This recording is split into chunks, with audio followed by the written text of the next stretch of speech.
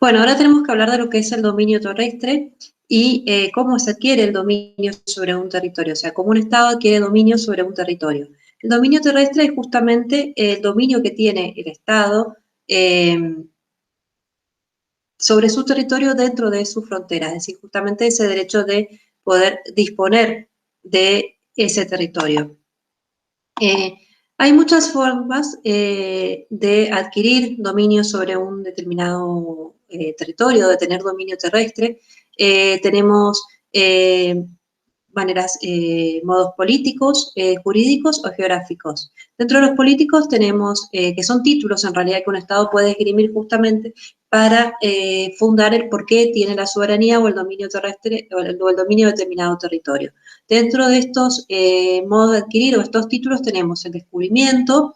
Esto fue de gran importancia durante, bueno, un periodo histórico, obviamente, como fue a partir del descubrimiento de América.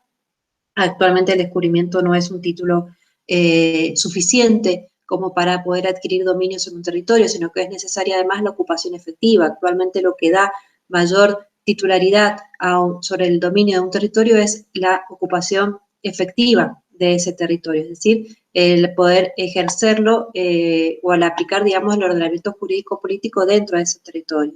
Tenemos también la conquista, que también fue un título muy utilizado anteriormente, en la antigüedad, cuando las guerras no estaban prohibidas, es decir, la conquista de un territorio por medio de la fuerza. Y la accesión también es otra forma de adquirir un dominio terrestre, que esta accesión puede ser de forma natural o artificial. Por ejemplo, artificialmente cuando se construye un muelle sobre una orilla, sobre un río, o se construye un puerto sobre un río, bueno, obviamente que el Estado pasa a tener el dominio territorial de ese muelle o de ese puerto. Y de manera natural, por ejemplo, sería como en el caso del delta, del río Paraná, que el mismo, digamos, la misma corriente va formando islas por medio de la digamos, de un aluvión, o puede ser también, por ejemplo, cuando se cambia el cauce de un río. Por ejemplo, si nosotros tenemos un límite territorial que está establecido por un río y ese río cambia el cauce, bueno, digamos, se adquiere se adquiere soberanía sobre esa porción del territorio que el río cambió o que el río dejó libre, porque el límite que se fijó por tratado es, por ejemplo, la línea media de ese río. Después tenemos los jurídicos, como sería la cesión de un territorio, de una parte del territorio a otro estado.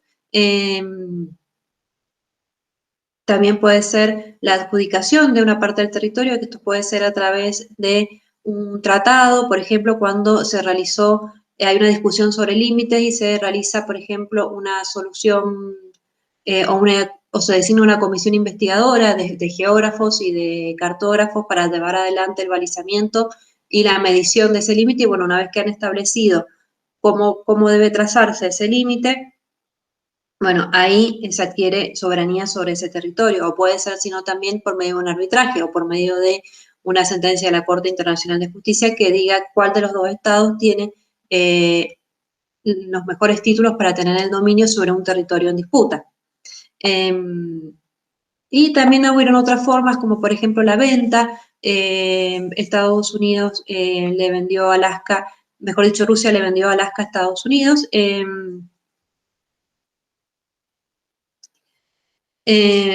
O entre Francia y Estados Unidos, por el cual Francia le vendió lo que fue el estado de Luisiana a Estados Unidos. Y otro título también esgrimido, sobre todo por las colonias americanas, de Lutis Possietes Iuris. Así como posees, seguirás poseyendo, significa. Lutis Possietes Iuris es un título que esgrimieron los países americanos cuando se independizaron. Nosotros, por ejemplo, esgrimimos este título. Porque significa que los países americanos eran continuadores de la posesión que había tenido la corona española sobre estos territorios y se tenían que seguir los mismos límites que ya había establecido la corona española al momento, por ejemplo, de establecer los virreinatos o las capitanías generales de Chile. Entonces, así como posees, o sea, así como posee la corona española, va a seguir poseyendo o va a seguir teniendo el dominio territorial con esas fronteras que si bien obviamente estuvieron en discusión entre los países americanos, pero bueno, más o menos con las mismas fronteras en las cuales se había establecido la corona española antes de que se independicen los países americanos. Y después tenemos los títulos que se pueden denominar geográficos, que hacen referencia a la contigüidad y a la continuidad geológica. La contigüidad significa como la proyección de un territorio, la proyección geográfica de un territorio, por ejemplo, puede ser que todo un territorio sea de la misma era geológica, que es lo que sucede, por ejemplo, entre la Patagonia y las Malvinas. Todos pertenecen a una misma área geológica. Obviamente que este es un argumento más y no es único, o sea, no es un argumento que únicamente sirva para adquirir dominio territorial, sino que es un argumento más para poder apoyar una postura. Y la continuidad geológica, mejor dicho, la contigüidad, si me confundo, la contigüidad es la cercanía y la contigüidad es que continúe, es que siga siendo parte de una misma era geológica, ese territorio. Bueno, después tenemos que hablar del dominio fluvial, que es el dominio que tiene el Estado sobre sus aguas interiores, que no es el dominio sobre el mar. El dominio sobre el mar, bueno, se trata en otro punto, no me va a tocar explicarlo a mí, sino que le va a tocar explicarlo al doctor Portabella el día lunes. Pero yo tengo que hablar del dominio fluvial, es decir, del dominio sobre las aguas dulces que tiene un Estado, ya sea de un río, de un canal, o también, bueno, puede ser de un lago. Pero nos vamos a concentrar mayormente en el dominio fluvial o en el río, en los ríos internacionales. Un río internacional es un río que, o bien, tiene un curso, su curso atraviesa distintos estados, como puede ser el Danubio, por ejemplo, o el río Paraná, o puede ser también un río que separa dos estados, como puede ser, como es el caso del río Uruguay. Y los lagos internacionales son aquellos lagos en los cuales justamente sus riberas pertenecen a diferentes estados, como el lago Constanza entre Suiza, que se divide entre Suiza, Alemania y Austria. Y también tenemos lo mismo con respecto a los canales, como puede ser, por ejemplo, el canal de Beagle, si bien es un estrecho, no es un canal, nosotros utilizamos el término estrecho cuando es natural ese paso, y canales cuando es artificial. Lo que pasa es que se lo conoce como canal de Beagle porque se utiliza la terminología inglesa, o sea, channel para la lengua inglesa. Canal y estrecho es lo mismo, se denomina de la misma forma, no tienen esa diferencia como la tenemos nosotros en el español. Bueno, un río internacionalizado, un río internacional generalmente es un río internacionalizado. ¿Qué significa esto? Un río internacionalizado es un río sobre el cual se ha establecido un tratado de cómo se va a ejercer o cómo se va a disponer de ese río, es decir, cuáles son los derechos y cuáles son las obligaciones que tienen todos los estados que están interesados en ese río. Nosotros, por ejemplo, tenemos el Tratado del Río de la Plata entre Uruguay y Argentina. O sea, el Río de la Plata es un río internacionalizado, o el río Uruguay también tiene un tratado. Bueno, vamos a ver todo el tema del conflicto de las papeleras del río Uruguay, pero es un río internacionalizado porque tiene un tratado que establece un régimen jurídico sobre el mismo. Es decir, cuáles son los derechos, cuáles son las obligaciones, cómo va a ser el canal de navegación, cómo se van a dividir los límites, qué es lo que se puede hacer en sus aguas, qué es lo que no se puede hacer en las aguas o en las orillas. Y generalmente hay una comisión o un órgano destinado a trabajar en conjunto entre todos los estados que forman parte de ese tratado. Nosotros tenemos, por ejemplo, el comité de la Comisión del Río de la Plata. Y se establece también la manera en la cual se va a legislar la navegación dentro de cada uno de esos ríos. ¿Sí? Generalmente se permite el paso inocente para todos los barcos de todos los estados, siempre y cuando sea con fines obviamente comerciales. También el paso inocente, muchas veces también se permite más paso inocente de buques militares. Otra cuestión que, digamos, que también necesita regularse jurídicamente y que se puede decir más nueva que en el caso de los ríos, porque la importancia de los ríos ya se vio desde el siglo XIX, tanto su conservación como su preservación, como su utilización tanto con fines comerciales como de comunicación y de transporte. Pero algo más nuevo, un concepto más nuevo que surgió a partir del siglo XX es el de las cuencas hidrográficas. Las cuencas hidrográficas se toman como una unidad, es decir, la cuenca hidrográfica es aquella parte del territorio en la cual confluyen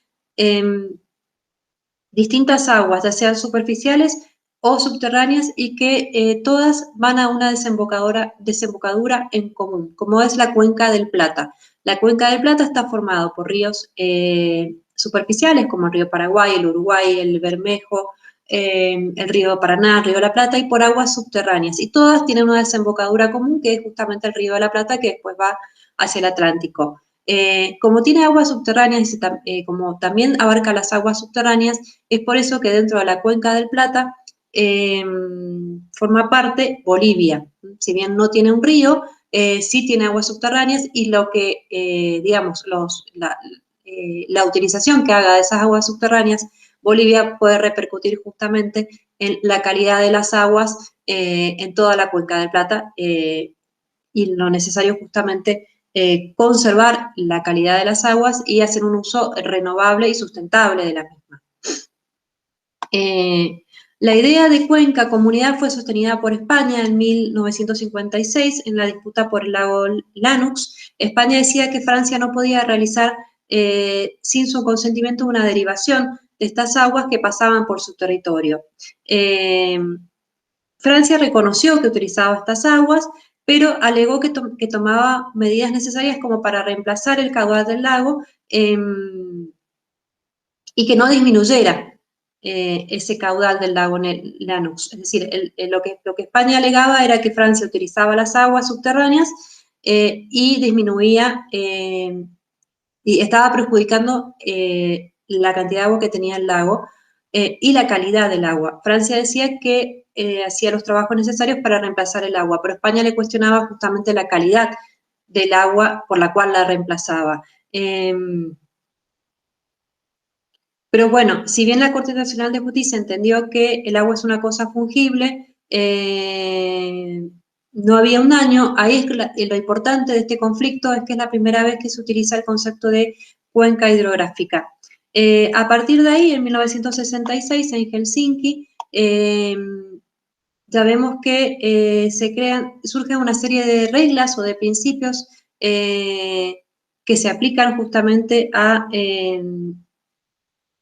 la utilización, digamos, o que se aplican para la protección de una cuenca hidrográfica, y Helsinki se la definió como un área o zona geográfica que se extiende por el territorio de 2 o más estados y está delimitada por la línea divisoria del sistema de aguas superficiales y subterráneas que confluyen hacia una desembocadura en común.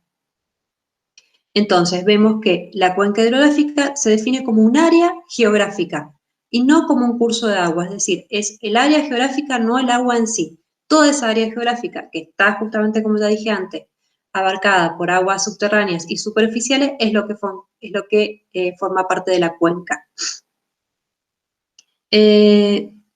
Bueno, las reglas de Helsinki son principios generales del derecho, es decir, no son obligatorias, son reglas directamente que se dictaron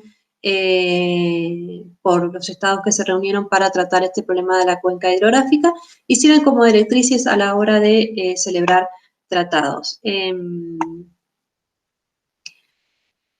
Bueno, entiendo que por lo menos hasta este punto hemos visto bien lo que es la unidad 2, o sea, el punto 2 de la unidad 6. Respecto a los canales y estrechos, bueno, es el régimen que yo ya expliqué anteriormente. Y bueno, por ahí lo que yo les recomiendo que ustedes lean y que tengan una idea de el contexto histórico-político y obviamente la ubicación por la importancia que tienen son el canal de Panamá y el canal de Suez. Anteriormente, bueno, tanto el canal de Panamá como el canal de Suez estaban incluidos en el programa, se los tenía que estudiar con profundidad. Yo entiendo que actualmente nosotros ya no los pedimos con la profundidad con la que se pedía anteriormente, pero sí sería importante que ustedes sepan a dónde está ubicado cada uno de ellos, más o menos cuál es el contexto histórico jurídico digamos, jurídico-político por el cual se crean estos canales son bastante contemporáneos y van a ver que hay ciertas similitudes entre uno y otro, y cuál es el régimen actual que tienen estos canales. Con eso entiendo que es suficiente por las dudas que se les llegue a preguntar en la mesa. Para ir terminando con este punto 2, después tenemos lo que es el derecho aeronáutico. Bueno, son las convenciones de París y las convenciones, digamos, lo que tienen que saber en realidad respecto al derecho aeronáutico es obviamente que los estados tienen la soberanía territorial sobre el espacio aéreo, pero bueno, existe el derecho de paso inocente, sobre todo para bueno, la navegación comercial, y que en realidad lo que ocurre dentro de una aeronave, la aeronave se rige por, digamos, la propiedad de la aeronave es de la bandera de esa aeronave, por lo tanto el régimen jurídico que se aplica dentro de esa aeronave si algo sucede desde el Estado bajo de esa bandera, y obviamente que se permiten ciertas excepciones, como escalas técnicas, reaprovisionamiento, para poder descender en un estado aun cuando no se tenga el permiso para poder aterrizar ahí. Que sepan lo básico y lo general, lo que está en los libros, Jalaxum Molda Domínguez van a encontrar explicado bien brevemente lo que sería el derecho aeronáutico y las convenciones sobre derecho aeronáutico, con ello es suficiente. En la próxima clase vamos a, en la tercera parte de esta clase, bueno, te vamos a hablar directamente de medio ambiente.